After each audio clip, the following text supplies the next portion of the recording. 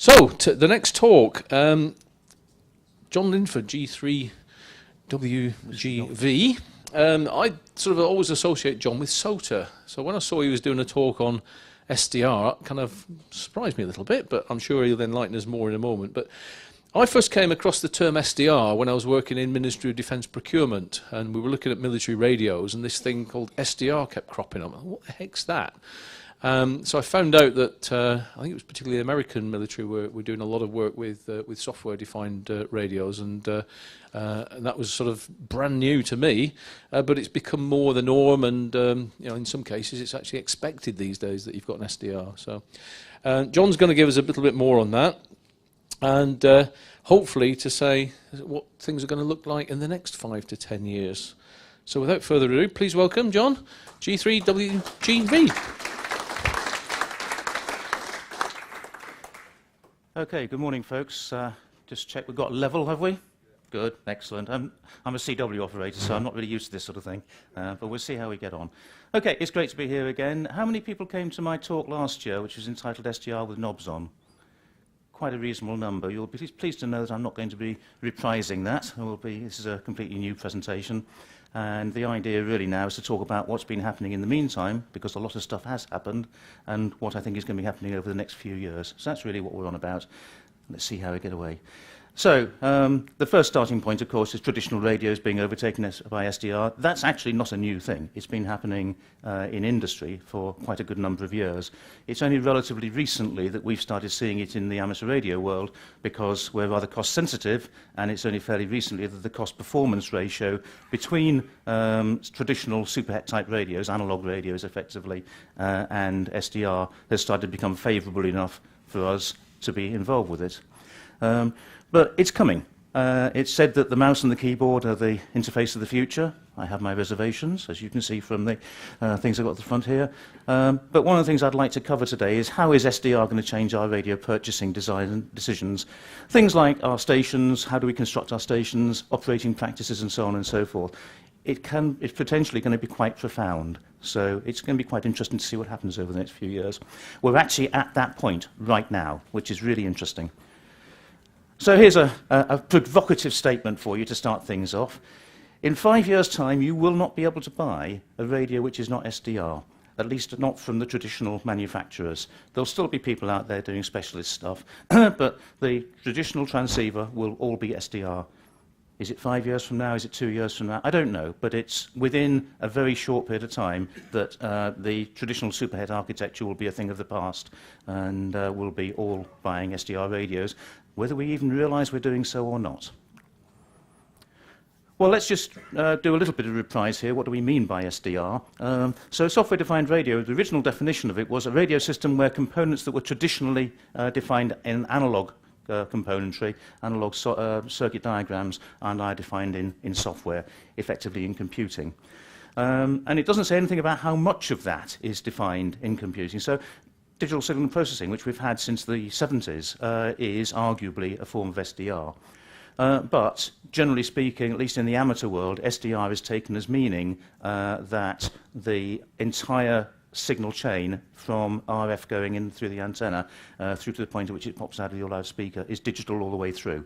And that type of technology is referred to DDC-DUC, direct down conversion, direct up conversion. And good examples of that, there's plenty of them out there these days, but the Flex 6000 series is a good example of that. So, when did SDR start? Way back in 1999, I bought that curious thing on the left there, the Ten-Tec Pegasus, which is actually a DSP. It was one of the very earliest DSP radios that you get out there. But you'll note an interesting thing, it has no front panel. It has no tuning knob or volume control or anything like that. And what was rather interesting that happened very shortly after that was they brought out the separate VFO tuning pod, and a couple of years later they brought out the one on the right there, which is the Ten-Tec Jupiter in 2001. Even back there, getting on for 20 years ago, there was this debate about whether we were going to have panels or not. This is not a new debate. What about the K3? The K3 is often held up as being an example of SDR. It's actually really no such thing unless you accept that back-end DSP is SDR. What it actually is a double superhet, and the thing that's made the K3 such a really excellent radio is the fact that they've put so much effort into making the front end, that is really the local oscillators and the mixer systems, effectively bulletproof, extremely high quality. And a lot of effort's gone into that, but to be honest, the effort hasn't gone into the signal processing side of things. Then you get curious things like the KX3. KX3 is a very interesting one because it actually converts the incoming signal down to baseband and then processes it from there. That's almost SDR. It's near enough SDR, really, but it's still got a VFO and a mixer in it, so there's still analog components in there. But these are SDR. All of these radios, and you can go and buy these today, all of these radios take signal in, apart from a bit of front-end processing, a little bit of front-end filtering in order to stop high-level signals out of band causing trouble. They convert straight down into digital, and everything is being done digitally there afterwards. And there's lots and lots of them out there now. Most of them are, to be honest, in a pretty specialist market at the moment, but here's the really interesting thing, is that it is now going into the mainstream. Well, SDR isn't new. We sort of talked about 1991, but way back in 1984, Raytheon, as it became, but a company called E-Systems, coined the term software radio. And that was arguably the beginning of the idea that you'd have computers doing signal processing. I'm not going to go through all of that, but you can see fairly quickly, if you look through the period through the 90s and into the early 2000s, that it was really the military that was driving this. And that's no big surprise because for the military, cost is a secondary option to functionality. So the military, as so often happens, they drove the development of SDR to begin with. But by 2005, we were starting to see commercial products starting to pop up as well. This was really in the commercial world, or the military and commercial world. But now let's look at the amateur radio world. We've actually been doing a lot. You often hear people saying that amateur radio doesn't really contribute very much anymore to technology advances. I think this says otherwise, really. Way back in 1998, when PSK was a nice new thing, and everybody thought that was pretty marvellous, we were all scrabbling around to get the latest and greatest computer because processing power wasn't really quite there yet and so on. K5 SDR, as he is now, decided that it would be rather fun to play with what he called his I&Q radio. And that, of course, was to go on to become the SDR 1000, and in turn that's created a whole slew of products which have progressively provided more and more functionality. Again, I'm not going to go through all of that because there's a bit too much detail in there for me to read through, and you can read it perfectly well yourselves. But the thing I'd like to just draw out is that 2010, you'll see there more or less in the middle. They got a government contract. This was actually a contract for the military, and this was again to provide SDR radios. And they realised at this point that they were what they called a flex point, a transition point, where realistically they couldn't continue with the designs that they presently had. So they started off designing a completely new radio from scratch, which would be DSP right from the front, and would also have all the back-end signal processing actually built into the system. You wouldn't be sending I&Q out anymore, you'd be sending processed information out. That government contract was highly successful, and they made quite a lot of money out of it, and that was effectively the new start that created what we now know as the Flex 6000 radio series. Along the way, they also created a new application programming interface which allowed us to take advantage of all this new technology. And then something, at this stage, this is still very much in the province of the specialist, the early adopter, the person who is interested in the technology for its own sake, not so much in its usability. And then something happened. In 2016, we all know about it, it more or less happened exactly this time last year, the 7300 comes along. A full SDR radio that costs £1,000. Wow. That just set the candle amongst the pigeons. I was talking with ICOM yesterday about this, or the day before yesterday. They told me that they sold 3,000 IC7300s. 3,000 in this last year. That's more than the total number of radios sold by any other manufacturer in the UK. All put together, they sold 3,000, which is astonishing. So the 7300 really changed everything, but it's now finally mainstream manufacturers doing it. Now we find, well, the MB1, the Expert MB1, has been around for about the same amount of time, in fact, and that's another good example of a radio, but probably not really mainstream. More recently, much more recently, you will all have heard of the announcement of the 6400 and the 6600 Flex radio, which is a real paradigm shift because now we're actually getting radios that have front panels built into them. So the argument about the front panel seems to have resolved itself one way or another. And you've probably seen it downstairs, the new 7610, which is effectively the upmarket version of the 7300. I suspect that'll be very successful as well. So amateur radio's had pretty good engagement, really, in SDR over the last 20 years or so. So let's talk about inflection points here. The early adopter. That's probably most of us in this room, otherwise you probably wouldn't be here. But pretty well, most people are interested in technology, most of the radio amateurs are interested in technology, but you get a type of person who is interested in the technology for its own sake. Let's just go and find out what that can do. These people are they're technology enthusiasts. They're driven by change. They're driven by wanting to try out new ideas, new paradigms. And they're not necessarily concerned about operational issues. They're probably unlikely to put this radio on the air during CQ Worldwide and try and make 5,000 QSOs with it. So they've got a completely different mindset to what I call the pragmatist, to whom the technology is just a means to an end. What the pragmatist is saying is that what he wants to do is to plonk the radio on the table, out on his portable location or whatever it might be, switch it on and start making QSOs. And you don't really too much mind what's inside the box, provided it performs well enough what he's trying to do. Totally different. And these two sets of people at their extremes, there's actually no bridge between the two. They are completely different types of people.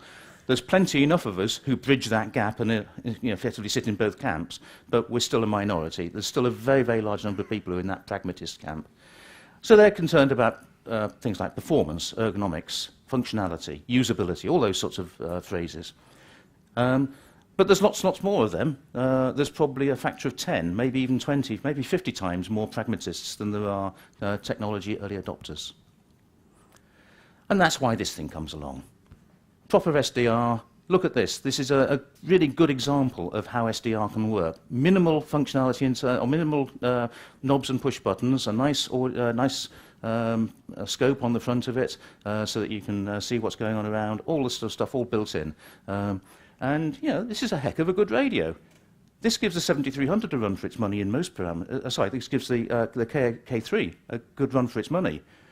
And it's like a third of the price. And it's already got the pan adapter built in, and so on and so forth. This is the direction of travel, mostly because it's so much cheaper. And that's the next generation, for those of you who've not seen it. That's the new 7610, which you can see downstairs. Some of you might have seen the very expensive but extremely good MB1. This has been around for about a year to 18 months now, something like that. And it's another example of how SDR has been packaged into a radio that a pragmatist can use, the operator who wants to go and make QSOs and CQ Worldwide can use. So these radios are out there.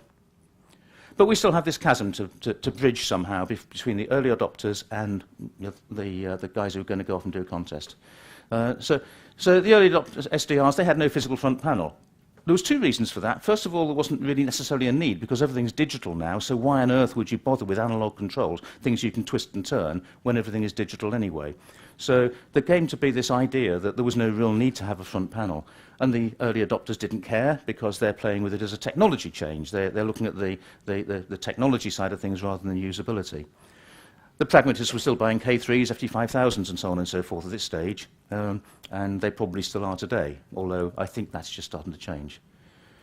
And in fact, until a year ago, I gave a talk here which was entitled the SDR with knobs on, and what I was doing is I was challenging this idea that somehow SDR had to mean that there was no front panel. But the recent crop still had no panel. It's really only in the last year that we started seeing the major manufacturers coming out with panel-based SDR radios. New generation, you see them all down there. They all come with front panels, and SDR is going mainstream. I wouldn't say it's necessarily quite gone mainstream, but it's going mainstream, and very, very rapidly indeed. So, will we have every radio in 5 years' time being SDR? Here are the dynamics of it, to my mind. First of all, the performance now exceeds that of traditional radios, or at least matches it. In terms of the cost-performance ratio, in other words, how much do you get for the amount of money you spend, they're broadly speaking the same. If you spend £4,000 or £5,000 on an analog radio, you get a very good radio. If you spend that money on an SDR radio, you get a very good radio. And so the cost-performance ratio has more or less, it's got to the stage now where there's nothing to choose between the two. But here's the important thing. The cost trajectory for SDR is downwards, seriously downwards. And it's going to continue to be so. So we're going to see a complete change around in the marketplace as a result of that. Let's just look at that in a bit more detail. The Superhat's had a jolly good run. It's been around for 100 years pretty well now. It's highly optimized, things like the K3, very optimized. But it's got many specialist components in it, which have taken a lot of development. And those components have relatively few opportunities for sale. Really, they only have a purpose in a Superhet radio for the sort of use that we're putting it to. The military doesn't do that sort of thing anymore. The only people who are really doing it these days is radio amateurs. So this costs a lot of money to develop. You have to amortize those costs over the number of sales you can expect to make of this particular type of radio, and there's limited opportunities to do that. There's also limited opportunities for further cost reduction as well, because they're fairly complex, bespoke components that have a significant cost of development in the first place. SDR has far fewer specialist components. A lot of the components that you'll see in an SDR is actually in your mobile phone as well. So instead of a few thousand or a few tens of thousands, maybe even hundreds of thousands of radios, you're talking about billions of pieces of equipment over which these costs can be amortized. And what that means is that the cost trajectory for the hardware is firmly downwards, strongly downwards, in fact. So I would therefore suggest to you that there's a new value paradigm here, a new proposition, effectively, which is that SDR more closely resembles a piece of computing equipment. What that means is that there's going to be rapid improvements in cost performance. Actually, we already have the performance we need. The computing power is good enough to give us the performance that we need. It doesn't really need to get significantly better. So that's another thing which has happened around in the last year, really. However, there's going to be rapid improvements in the cost-performance ratio because the cost of production of the hardware is going to be so much lower. Although software is extremely expensive to produce, which it certainly is, the thing is, once you've produced it and once you're happy with it, then you shell peas after that. It doesn't cost any more, basically, to deliver it out to your millions of users. So while software is very expensive, it's very easy to amortize the cost over the user base. And that's going to give rise to a very interesting thing to my mind, which I think we are going to see that we will stop thinking of radios as being an investment. These days, we will buy something like an FD5000 and expect to sell it in 10 years' time for about half what we paid for it, maybe a third of what we paid for it. We expect it to have some residual value. But since when did we expect the mobile phone we bought 5 years ago to have much in the way of residual value? Or the PC that we bought 10 years ago to have much in the way of residual value? We've simply never done that. We've always considered them as being something, we just move on to the next generation, and the old one might get used for occasional playing games or doing a bit of internet access or whatever, the things that you can do on its own. But it's not really, we're not expecting to retrieve much in the way of value out of it. And I think we're going to see that happening with SDR as well, which is both a good thing and a bad thing. It's something we need to be prepared for, though, because I think it's going to happen.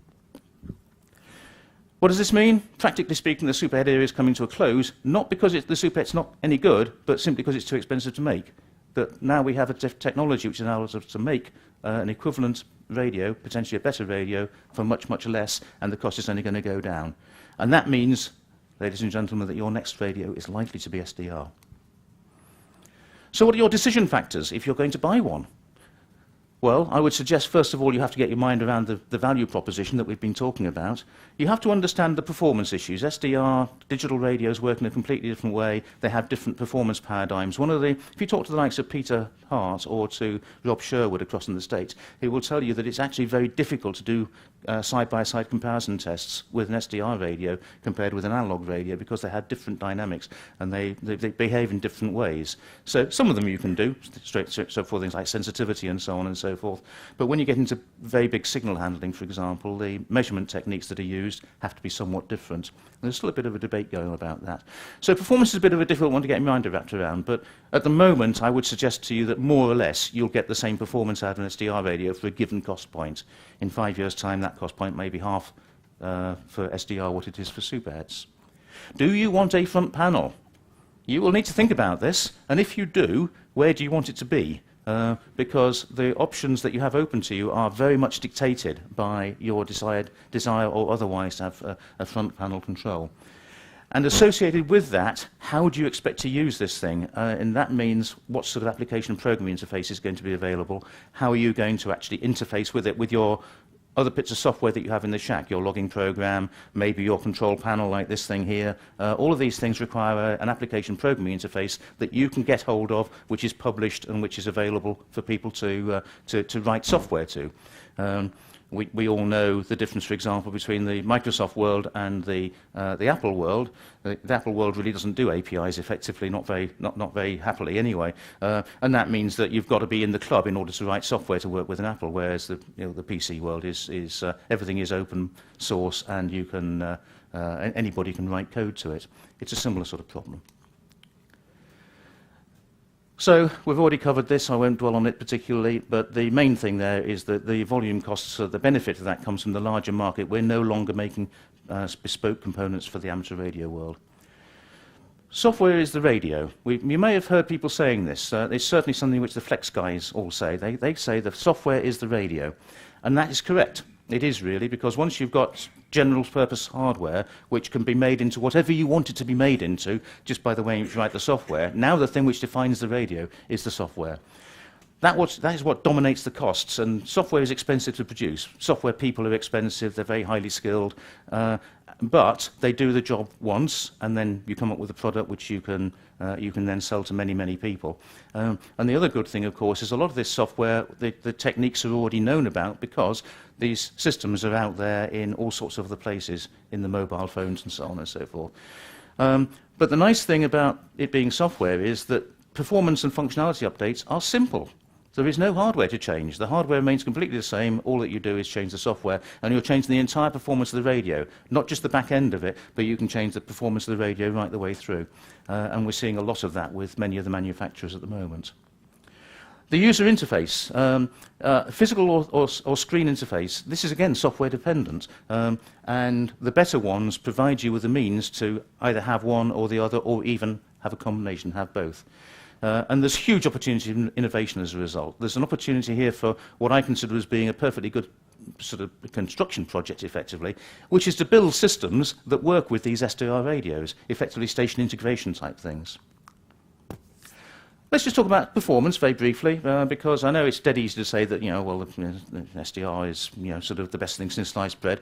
But actually, if you go and look at Rob Sherwood's site, you can pick out some interesting figures. Now, I will absolutely admit to you that I have been selective here, but not very. Not very. The point is that if you look at the first 10 or 20 entries in the Sherwood table, the differences are very limited indeed. The odd dB here and there, but the point is that we now have SDR radios that are right up there at the very top of the performance pile.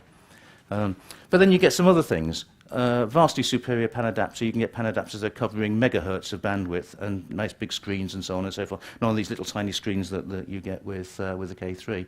SO2R, we'll talk about that in a moment. The simplicity of building an SO2R station with a single radio is hard to underestimate. The remote operation, there's no need for a VPN environment. Effectively, this technology lends itself to remote operation without any additional software or additional systems in there. And the main thing here is SDR will continue to improve. I think the SuperX kind of reached its zenith, and that raises very interesting questions of what's going to happen to the likes of Elecraft in particular, and Yaesu and Kenwood. One likes to hope that they're working on something to fit this market, because if they're not, particularly people like Elecraft are going to be struggling for business in a few years' time, because they're a fairly small company. They only really sell into the amateur radio world. They're going to be struggling if they don't come up with something which meets our aspirations in a few years' time. Yaesu and Kenwood, they're big enough that they can probably get through without the amateur radio market, but I don't suppose they'll want to. SO2R. This is K3WA decided that he would go to, in this particular case, the Flex 6000 series. And he runs a SO2R station. Actually, he's got 2 SO2R stations. And he thought he would take a picture of all the connections and all the wiring that he needed in order to get this SO2R radio to set up to work using 2 FT5000s originally. And he took a picture of what the alternations looked like at the back. Then he put a Flex Radio 6700 in, and that's how he ended up. That gives you some idea of the reduction in complexity of the station when SDR gets involved there. That's partly because a single radio actually will do SO2R. A single Flex radio, the 6500, provides 4 radios simultaneously in a single box. The 6700 provides 8. So you could do SO8R if you wanted to, if you think you can manage it. I think most of you will have seen the various pan adapter type of displays that we have, so I won't dwell on this, but once you've used a pan adapter and a waterfall display, you will never go back to just tuning around and hoping you'll find stuff, because the ability to sort of see what the band is doing is just absolutely, it's a revelation, basically, particularly on the edge band, 6 meters and so on, where it opens when it feels like it. Well, you can just have it chuntering away and you look over and, oh, there seem to be some signals there, and you go off and find them and find out what they are. In the pile-up, you're in the pile-up working split. Where the devil is he listening? Well, you hear him say G3XYZ 599, and then you look for G3XYZ's little wiggle, and you tune to that, and blow me, there he is. It's, once you've done it, you would never go back to not having this. And of course, there's usually a waterfall associated with this, so it's not just the immediate what happened this last tenth of a second. You can actually see what happened over the last, however long you want, but typically 30 seconds or so. Okay, let's just briefly now talk about some received wisdoms. We talked about this a bit earlier. You can have a traditional radio with a front panel, or you can have SDR. And we know that way back in 2001, we were having these sorts of debates. People like Flex Radio didn't really see the need for it. There's some people who don't see the need for it even now. Annan and people like that just simply don't see the need for a front panel at all. And there is a bit of an argument here, sort of looking around. I don't think many of us are actually in the newer licenses category, but there is this tendency to think that the younger computer literate profession, youngsters, they're not bothered particularly about having front panels. I actually don't think that's true. I think as soon as they get into the sort of using the equipment, they will fairly quickly come around to the idea that having it is a good idea. And the other thing, which is very interesting, is commercial users are happy with no physical panel at all. The kind of use that most commercial radio operators have, they are either automatically tuning to a frequency, or they're just tuned to one particular frequency. They stay there all the time. So they don't need to have VFO knobs. In fact, they're a nuisance. So their requirements are quite different to ours as users. And so we had this received wisdom. And the things like the Flex Radio, which is just a black box. My particular Flex Radio black box is actually hidden under the table, and I can't even get to it. So I don't see it from one month to the next, basically. But I know it's there. And of course, we know the arguments for. The mouse is a pretty lousy interface, frankly. If you're trying to do an analog control, you're trying to change the bandwidth or the volume or something like that. Doing that with a mouse is really quite hard work. If you're trying to go from being single frequency, sort of simplex operation, to working split and changing over which particular VFO is the transmit VFO, and you're doing all sorts of bits and pieces. On my FT5000, I used to press a single button and plink, there it was.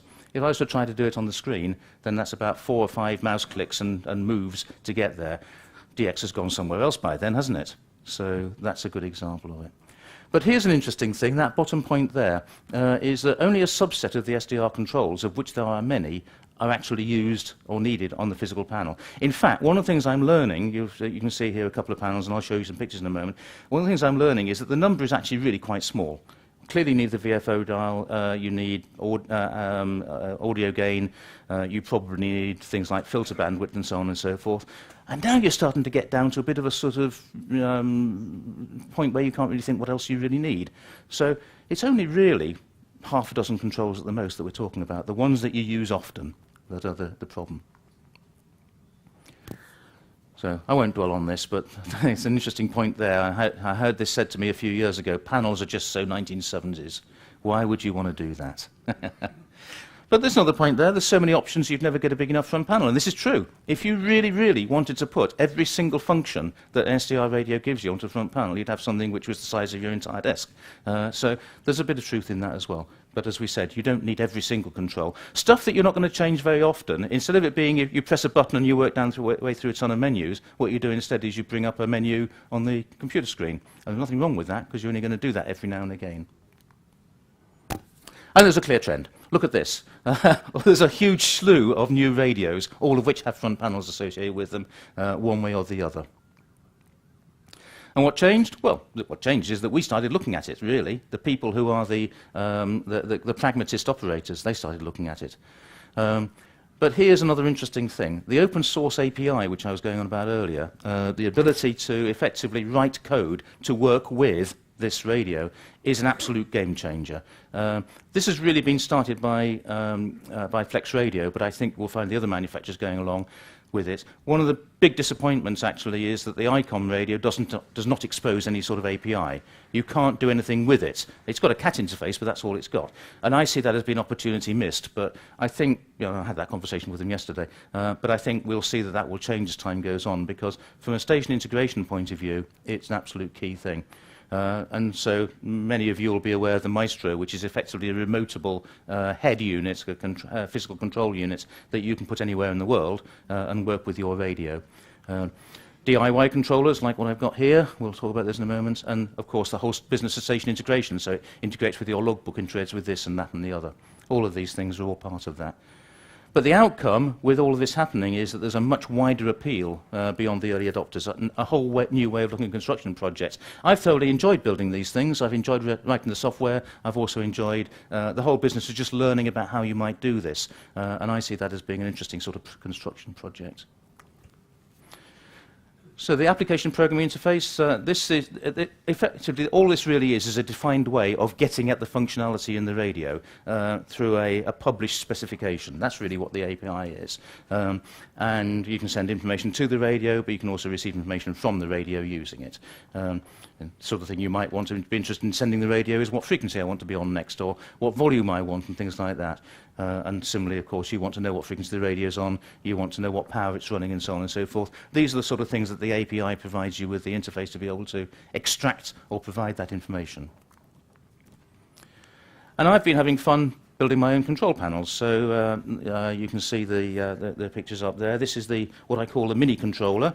And this has demonstrated to me that you can get away with a pretty small control panel, really. This is the one I take away with me to hotels and have fun operating my station back home, because it's small and I can pack it away, and literally it just plugs into my laptop and away it goes. And that works really quite nicely.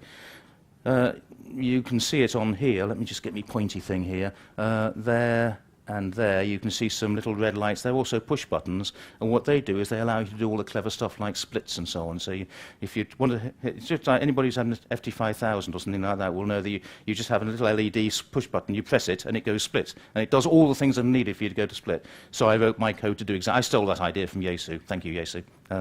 Because I thought that was just a really nice way of doing it. And then for home, I have this station one, which is a somewhat bigger beastie, which I also built, and I'll talk about it a bit more in a moment. The next thing you can do is you can actually do a fully integrated station once you've done this, and that's actually what this one here is. If you look in the middle of this, just there, that bit there is a Odoo single-board Windows computer. It's actually quite a powerful beastie. It's a quad processor, 8 gigabytes of RAM. It's a grown-up beast, but it's a little small unit that you build into something else. And so that's exactly what I've done. So this now is everything I need for my station, apart from the radio itself. I have the FT6000, wherever that might happen to be, and then I take this wherever I want my user end to be, and it has that the Windows PC runs my logging program, it runs all of my interfaces into the outside world, through the Ethernet and so on and so forth. Runs all the interfaces to the radio. It does everything that my station requires, and it's all in that one box. That's a heck of a difference. That has reduced the amount of wiring in my station by probably about an order of magnitude just by doing that. And this is the sort of thing that you can do once you have this published API. And eventually you can connect it all together. So I apologize for the complexity of this drawing, but I just wanted to spend a moment or two just picking out the kind of different things that you can do. So sitting up here is my radio. We now talk of this as being a server. Anybody who works in computing will understand the concept of a server, but we don't tend to use that term in amateur radio terms, but that's effectively what it is. It sits there somewhere in the back of Beyond, wherever it might be, in a locked cabinet or whatever. You don't need to touch that most of the time. Once you've connected the antenna and the Ethernet to it, that's pretty well all you need to do. It talks to the rest of the world through a local area network, which is straightforward Ethernet-based. And then you have various helper applications. You can see these various APIs. This is the interface to the application programming interface. And these are the bits that make it accessible. And then you can hang things onto it. So you could have Smart SDR, which is the nice graphical interface. But at the same time, you could also have a controller. And a good friend of mine, Enzo, has come up with a controller design, which in fact I started off by looking at to begin with. I then went off and went and did my own thing, and I've actually got two versions of it. I've got the Mark II controller, which is the one you see before you here, and I think probably not on this slide anymore, the Mark I, but the Mark I was the sort of test case that I did before. And all of this sounds fairly reasonable, all of this is fairly easy to do, but you can also see here we have the API is also responsible for talking to my logging program. The logging program in turn does all sorts of things like, if I change band, it selects the appropriate antenna for that band, does all those sorts of things. So again, I've reduced a whole load of wiring and switches and so on and so forth. It's completely automated. And this is the sort of thing you can do when you have access to the API. And then we escape. Then we escape to the rest of the world through this thing here, into the internet. Because the traffic volumes are relatively low, they're in the few hundred kbits per second typically, it means that we can actually operate this radio remotely without any further additional components at all. As it comes, it is able to do that. So across the internet, I simply connect to the internet, I have another one of my wonderful APIs here, and another controller. That's what I'm doing with this guy when I stay in my hotel. That's exactly what I'm doing, and that works an absolute treat. And I can also run SSDR as well, if I want to. So what you actually see here is a completely integrated solution that is the same however you're doing it. And I think that's really a very powerful sort of proposition. Frankly, most people, most pragmatist radio amateurs aren't going to be doing this because it's probably a level of involvement in writing software and in designing hardware and so on and so forth a lot of us won't want to do. But there are a few of us out there that enjoy doing that, and I think what we'll find is that this kind of environment will become commonplace over the next few years. So, we're heading towards a close, you're pleased to hear, so I realise I'm the only thing standing between you folks and lunch. SDR is clearly moving into the mainstream. We can see this. Just look around you. See how many. Every stand you go to has SDR, and they have it in big capitals because it's a USP for them, a unique selling point. It's no longer just the early adopter that is doing this. It is becoming something which we, as everyday ordinary radio amateurs, are looking at. Products for the pragmatist operator, I guess, is the best way of putting it. I think it's still true to say that many amateurs prefer the panel over the mouse, and the SDR manufacturers, by and large, are finally aware of that. I think those that are not will find that they have to do something about that in due course.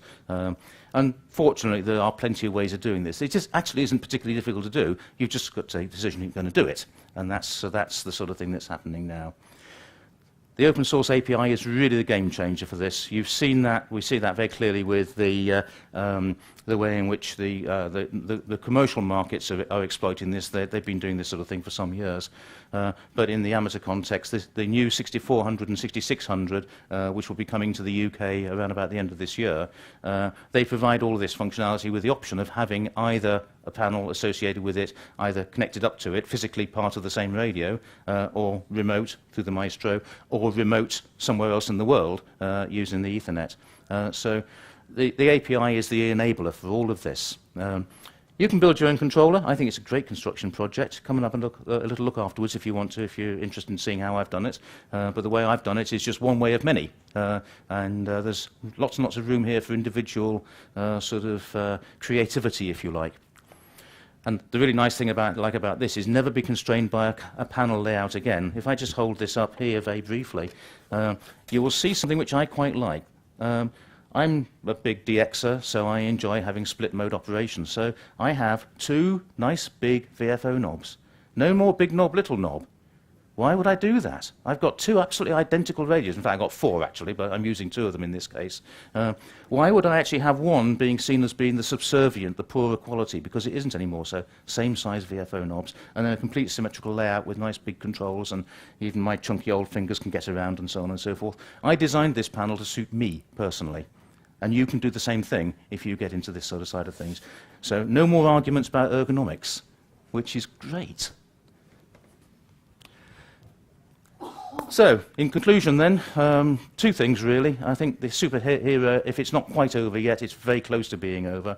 The future of SDR really, SDR. Future of radio is SDR, and the SDR, the future is probably going to be something like this, I suspect, at least for us radio amateurs.